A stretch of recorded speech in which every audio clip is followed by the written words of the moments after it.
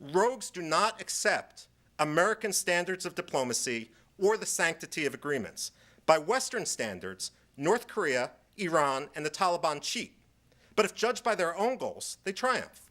After all, if the goal of the process is to gain sanctions relief, a financial infusion, or simply time, then they can achieve what they need by sitting down to talk, even if the process goes nowhere.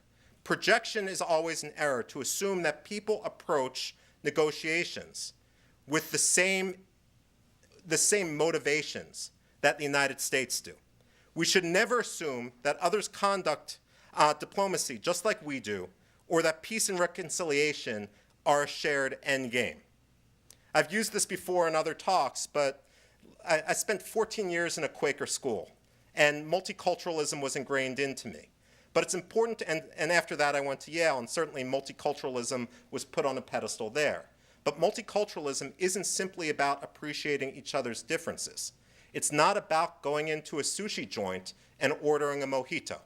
Fundamentally, we need to recognize that different people think in very, very different ways, and we have to understand that when we go into negotiations, not simply with adversaries, but with rogue regimes which may base their ruling philosophy on something other than the evolution of modern Western diplomacy as we know it.